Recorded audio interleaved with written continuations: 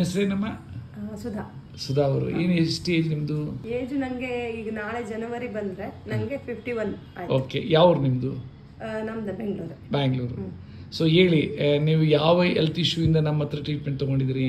Health issue ಅಂತ ಹೇಳಿದ್ರೆ ನಂಗೆ ಶುಗರ್ದಿತ್ತು. ಆಮೇಲೆ ಶುಗರ್ ಇಂದ ಪ್ರಾಬ್ಲಮ್ಸ್ ಏನೆಲ್ಲ ಇತ್ತು ಶರೀರದಲ್ಲಿ? ಅದೇ ಇದರಿಂದ ಶುಗರ್ದು ಒಂದಿತ್ತು ನಂಗೆ. ಅದು ಬೆನ್ನಲ್ಲೆಲ್ಲ ಒಂದ್ ಸ್ವಲ್ಪ ಇದು ಬರ್ತಾ ಇತ್ತು, ಪೇನ್ ಅದೆಲ್ಲ ಅದು ಹೋಯ್ತು ನಂಗೆ. ಕೈ ಕಾಲು ಇದೆಲ್ಲ ಈಗ ಸರಿ ಹೋಯ್ತು. ನಾನ್ ತಗೊಂಡಿರೋದು ಒಂದೇ ಕೋರ್ಸ್ ನಿಮ್ದು ಇದ್ರದ್ದು, ಫಸ್ಟ್ 3 ತಿಂಗಳು ಅದ್ರಲ್ಲಿ ಎಲ್ಲಾನು ಹೋಗಿದೆ ಈಗ.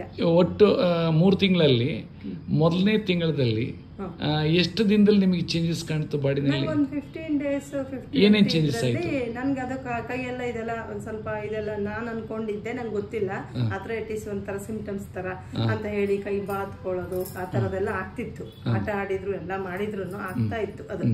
ಆದ್ರೂ ಇವಾಗ ಅದೆಲ್ಲ ಬಂದಾಗೋಯ್ತು. ಅಷ್ಟು ಏನಿಲ್ಲ, ಕಾಲ್ದು ಎಲ್ಲ ಏನಿಲ್ಲ ನನ್ಗೆ ಇದ್ರಲ್ಲಿ ಪೂರ್ತಿ.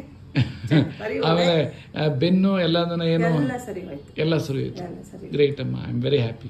ಏನು ಪ್ರಾಬ್ಲಮ್ ಇಲ್ಲ. ಯಾಕೆಂದ್ರೆ ಜನಕ್ಕೆ ಏನು ಗೊತ್ತಾ, ಸ್ಪಂದನ ಆಗೋದು ಯಾರಿಗೆ ಚೆನ್ನಾಗಿದೆ ಅವ್ರು ಹೇಳಿದ್ರೆ ಅದರಲ್ಲಿರೋಷ್ಟು ಒಂದು ಮಹತ್ವ ಬೇರೆ ಏನೂ ಇಲ್ಲ. ಸೊ ಅದಕ್ಕೆ ಥ್ಯಾಂಕ್ಸ್ ಅಮ್ಮ, thank you very much, thank you.